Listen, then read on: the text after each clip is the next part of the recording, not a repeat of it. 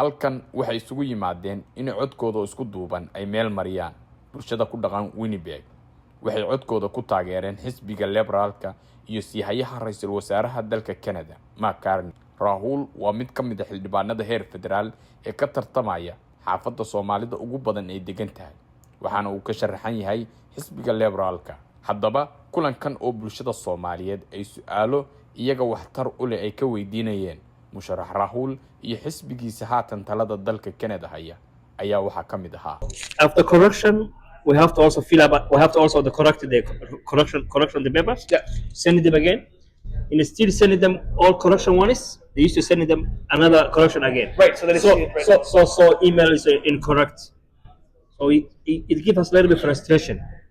So it's better when the immigration receive the application, to do review and send them all correction one time. I agree. I think that's the fastest way that we can speed up the immigration times and, be more compassionate about what's going on in the countries back home, right? Like if you're in northern Uganda, if you're in Sudan, if you're in Eritrea, Somalia, it's going to be hard to get your security clearances or biometrics done, right? And sometimes IRCC doesn't even recognize those paperworks, right? So, but it's different if you're coming from Ukraine. Understand that we have to not only overhaul the immigration system, but we have to speed up for family reunification. Yeah. So that is my number one priority. Family reunification. And second, I think we need also employment. Okay. Yes. We have a lot of people, in Canada, their lack of their youth, all they need to get employment, and it's difficult. So it's sometimes to find a job. It's very, very hard. So we need somebody representative, who can maybe talk to their employers and push them to the work. I agree. Yes. And that's someone who understands that because, young person, but also come from immigrant family background. Yeah. The things that I was explaining to these guys over here was that if they haven't gotten certified yet for the trades, we'll be able to pay for their school. So the federal government will pay for them to go to carpentry, to be a Red Seal, a plumber, electrician, all of that. That's good. But, we're trying to make 500,000 homes per year in the country, right? So that's going to take a lot of workers, a lot of manpower, and I think that's where this comes in because we can give jobs in trades because they're important, but they're also high-paying jobs. They're good jobs, So it'll help our communities prosper as a result. When we're building Canada together, it'll also help that way. But also, you need a strong advocate to talk to employers, right?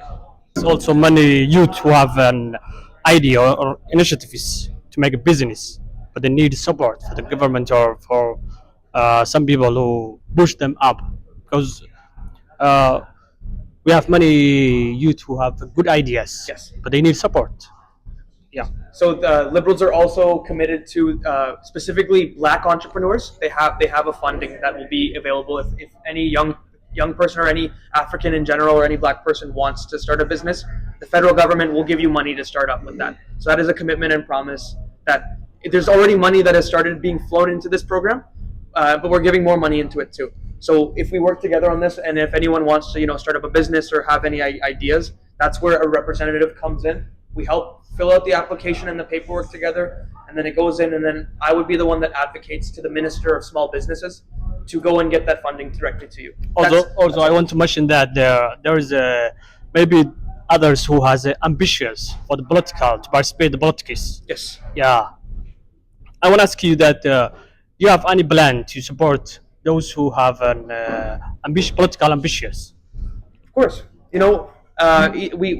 I understand the community is important, and so I want to make sure that even our office is representative of that. So I'll make sure that we have young people, but also racialized people as well, because I'm young too, and I understand that this was the start that I had. I volunteered, and then I started door knocking, and then I started working in an office, and so I will personally also have that opportunity given. But even so, making and encouraging other offices to do so. We have the Canada Summer Jobs Program. So each member of parliament gets 500 students, and so this is where we can work together. And then, you see some bright people that deserve that chance that might not be able to get jobs, who have not been able to, find work, will be able to take care of that. And that's also paid by the federal government. Very great. What about the war in Palestine? What are you guys going to do about the war crimes, the genocide that's happening in Gaza? So we as Canada will, with the International Criminal Justice Court, we have to uphold those rulings that they've made. We also have to recognize Palestine as the free and independent sovereign state. The biggest priority right now is to save the women and children that are suffering disproportionately. It is horrible what is happening. So, and unfortunately, the Israeli government is not allowing the exit stamps provided to those that Canada has asked to come. So does that mean that we have to go through Rafah? Does that mean we have to work with Egypt? We're going to find a way. But the bottom line is Canada will be there to protect them. We're going to recognize Palestine as a state. We're going to have these things happen. But I think, like, I'm not in government right now, and I think what I've seen is that that's the issue. That, we can't get that humanitarian aid and Israel's blocking it. We can't get, refugees out because Israel's blocking it. So we need to be stronger on them as well, right? And I think that's what it is. We need to be stronger on them and say, this is a humanitarian crisis. What is happening right now cannot happen. And so we need a ceasefire that's uninterrupted because they interrupted the last one. And we also need to make sure that our brothers and sisters are taken care of and looked after. And Canada is a welcoming country. We all know this, right? It welcomes everybody. And so we have to meet that mark. So thank you. They have a community of Somali community, and they protect the relatives the weekend time, our children play game, summer program, many programs. We are newcomers, they need English classes, they need citizen classes, they need many things. Yes. They need the place to learn that all. There is many place, government place, but they need our community place. And I absolutely agree with you. And so That is my opinion. Important that community, this community. I agree. Yeah, to help that. But I agree also because, I've seen what's happened in the community too. There's a lot of young people, we're losing a lot of young people, right? Yes. And young people are going into crime or they're not getting into jobs, right? And a lot of what's happening is just because of that lack of opportunity. And it's just that, where is that direction? When we come to Canada, where do we go? No one's telling us what to do. Sometimes if we don't have status either, it makes things even that much more difficult. Yeah. So this is, I see the importance. I'm right? We need to feel safe. We need to have these community spaces. There's a lot of, we don't have to think that it's all hopeless though, because there are people and there are supports that are on the way that can help. I think the biggest thing is it's just the youth of the future. The problem, we make the money, they work more, but our country has the big problem. Yes. They have to take care of our family in back. I see. Everybody, that is we can't buy land. If they get the land, maybe they make donation and then they build the land and then community together one place. There are federal government programs that would be able to, if you have identified a site, they would be able to help with the purchase and acquisition of land. I think it's a loan that's almost next to zero in terms of interest. Yeah. So it's very flexible. It's compassionatory financing. All we need to do is work together as a member of parliament to write an application to get a costing estimate. We make that. Then perfect, right? Then once that happens, we send it into the government, and then it's my job from there to go and advocate to the minister and say this is why it's important. Yeah. That's how this process works, and I'm very willing and able to do so. So, and I understand the community centers are important, right? Like biggest things that I want to be able to talk about is family reunification, so immigration, right? That is a big priority, making sure that your family can come to Canada, and we do it in the same way that we were afforded like for Ukraine. Make the process easier. Group 5 is taking too long; it takes years. So we have to reform the IRCC movement, but also we have the support of Mark Carney to really speed things up in that regard. So family reunification is number one, but also domestically, right here in Winnipeg, youth, right? Like, where are our jobs? Where are the opportunities? Where's the community? How can we learn our community's values, teachings? It's important for children. It's important for women as well to have that sense of belonging in groups. And I think building a community center would be well welcomed. It can be a place where we can have Winnipeg be an immigration hub for the Somali community, for example, right? In ways that Winnipeg was also a place for the Filipinos, right? So, and that all starts from having a place that you can call your own. and where your community can come to pray, to enjoy classes, to learn about Canada, to learn English, right? Many different things like that. But I'll leave the floor open to you to sort of start about what concerns you may have and how we can address that as a federal government. I think as we are immigrants, we sometimes have a difficulty to bring the families here from back home. So some of us need is to facilitate the process. What's your perspective of that? Towards that, to So bring the families? I absolutely agree. I think as a federal member, I'm going to work with you with families to make sure that we have that reunification. As I said, that is my number one priority when it comes to the immigration. It's to bring your families here, and especially in a time like right now with what's happening in Uganda, in Sudan, in Somalia, in Mauritania, in Yemen, in Palestine. We have to help our brothers and sisters, and we have to bring them here. It's a firm commitment from me, even in terms of here at the process as a federal government representative. We will help with immigration. I used to be an immigration caseworker for Terry Dugan, so I know the system of how it's supposed to work. So What's your perspective towards the genocide going on Gaza? Oh yes, of course. So I've made this very public and known, but we're going to make sure that Canada recognizes Palestine as a sovereign, independent nation, and we have to, So we promised to bring refugees and Palestinians from Gaza to Canada, but unfortunately, the Israeli government has not only blocked immigrants from coming in or refugees, but they've also blocked humanitarian aid. And right now, as you know, women and children are dying at an alarming rate. In fact, they're being murdered, and it's very upsetting. And so we will work with the federal government to recognize Palestine. We will work with the federal government to bring refugees into Canada, but we also have to bring. Canada is known as a humanitarian leader, right? They're every part of the world. So we need to bring UNRWA back, and we need to bring that humanitarian aid and have that uninterrupted ceasefire. But the step by step is ceasefire, bringing in the refugees, humanitarian aid, and at that point, recognize Palestine as a state and have the Israeli government work to the rebuilding. We have to sanction West Bank settlers.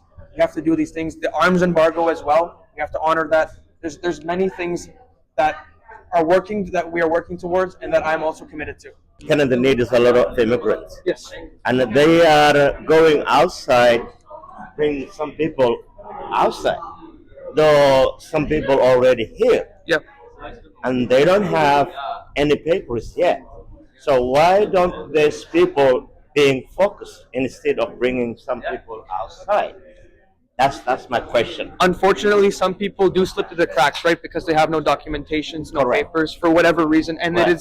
that's where it becomes our job or the Right. community's job. You know what? Right. To identify who these people are who have slipped through the cracks, so Yeah. that me as a member can help rectify that, to mend, so we can get those paperwork, so we can make it official. But it's a two-way street. Hand in hand, we have to work in collaboration. Help your own community by letting us know who it is that is not receiving government supports, who doesn't have a card, who doesn't have status. We're here to help. We're not the bad guys in this situation, Yeah. Especially liberals.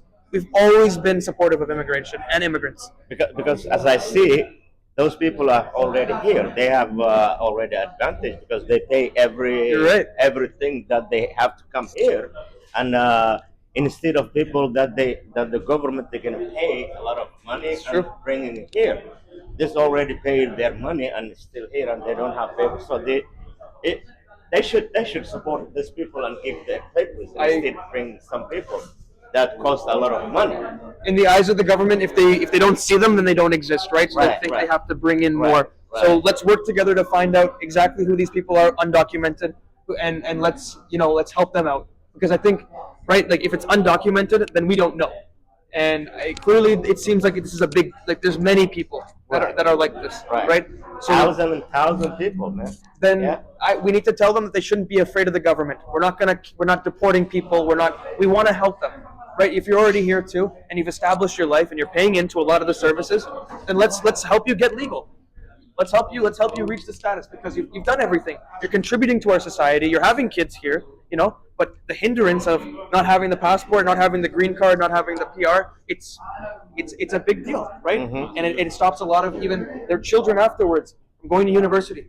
right? And I've seen that story far too often. So you are right. We have to work together to make sure that you folks are letting us know who's being left behind, so that they're not.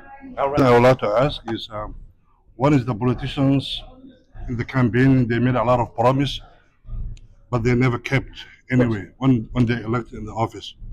And that's all I ever want to talk about when we're in government, is that we have to talk about all peoples. Don't forget about one or the other. Or don't favoritize either, right? It's about considering all peoples. And that's why even with our immigration system, I mentioned Ukraine. Because I know that when a conflict happens there, we can get people to come. But when the conflicts happen in Africa, Nothing happens. so, and I want to change that, because I see that and I understand that there is a systemic issue there, right? And these changes can only happen with a member or a representative within government. It's one thing to be an advocate and not have a seat at the government table, but when you have a direct line to the minister, when you sit in the same halls as the minister, you can do a lot of things, and you have a lot more connections that way too. So there's a lot of good work that we'll be able to do, and I think because people understand that it's about Canada right now. Canada's under threat. It's under threat for many different reasons. It's under threat from Donald Trump, right, and his rising costs. 10,000 jobs in Ontario were lost last week because of the auto sector, right? And those things can happen over here. So we have to think about creating jobs that will be sustainable, creating jobs that will. waxaan hadda ka soo baxnay xafladii oo ay xalaytooda halkan ku wada kulmeen bulshada Soomaaliyeed iyo xildhibaan Rahul oo ka mid ah xildhibaanada ka tartamaya degmada Winnipeg gaar ahaan area Downtown Center. marka bulshadu maanta waxay ku tashatay codkooda inay meel mariso. xafladii waa noo soo dhamaatay.